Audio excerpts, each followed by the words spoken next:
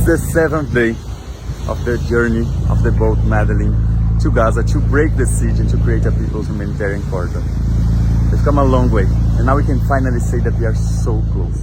Right there is Egypt, and right there, 48 hours from now, it's Gaza. We arrive on Monday, and to be honest, this mission should not even exist. We know that. It should be countries doing that, and a global peace force doing that.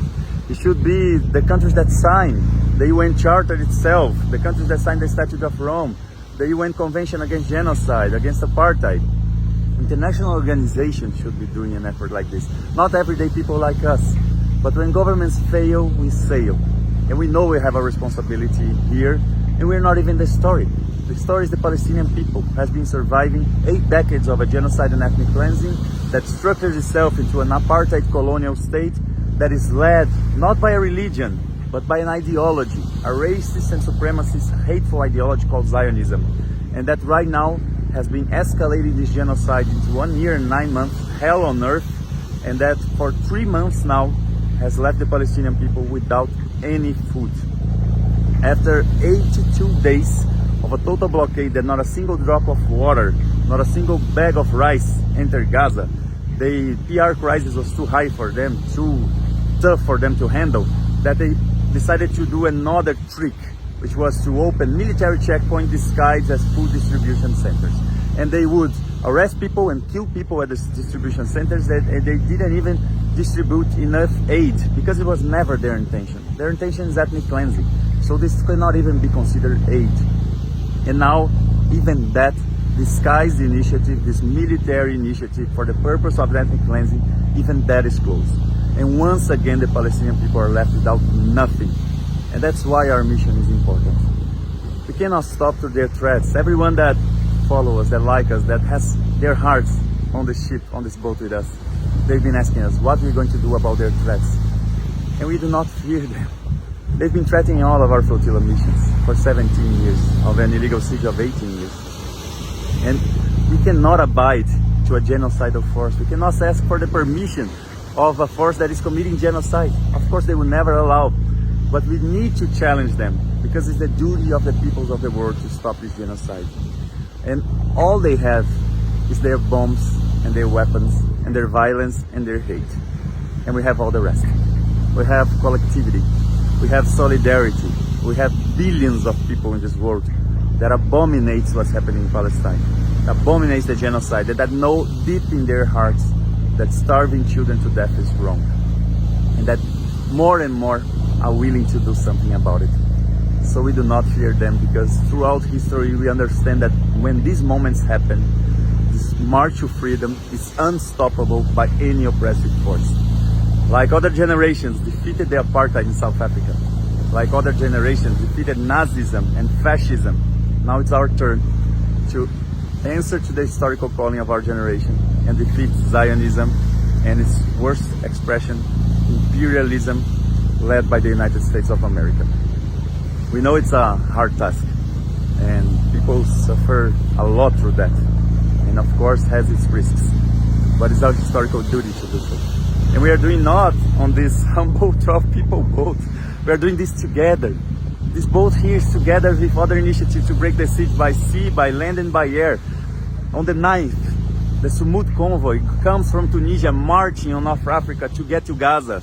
On the 12th, thousands and thousands of people from more than 50 different countries are arriving in Cairo by plane and marching from Al Arish to Gaza. So we are part of a joint initiative. We have a joint coordination with those 3 initiatives. And we suggest that if you want to do something, you join these initiatives. But even at home, go to demonstrations, do boycotting, disrupt the armed factories, do like dock workers that are not fueling tanks for ships that are carrying aid or that are carrying weapons to Israel. Do everything you can. The time is now to create the biggest global uprising humanity has ever seen. And we need to do this wisely, we need to do this strategically, but we need to mobilize everyone. The time is now. So do whatever you can, wherever you are. We do not stop for their threats. We do not fear them, because we know that throughout history, when it comes to this point, they can stop a few of us, but they will never stop the social majorities of this world. So we are heading towards Gaza. We know our objective. We know that ending the starvation of children is in the heart of every human being who is not dead from inside. And that's why we'll never stop to a genocidal force. So we are going to Gaza. We know they have their tactics, their scare tactics. The drones were here for 4 nights in a row, but we do not fear them. Eventually they will understand that they cannot stop us through force. All they can do is attack 12 people. But the effect they will have is that after these 12 we'll have hundreds and then thousands and then millions and then billions. That will not stop until the genocide is over. Until children are not starved to death anymore. Until hospitals are not bombed anymore. Until schools and shelters are not bombed anymore. So actually any oppressive force, whether it was the British Empire in the independence of India, the apartheid state in South Africa, or even the racists in the segregated South of the United States during the Civil Rights Movement, they think they are in control, but they are not. The people have the control. We are the ones that control our destiny. We are the ones who write history every single day with our actions. And it's time for us to write history once again.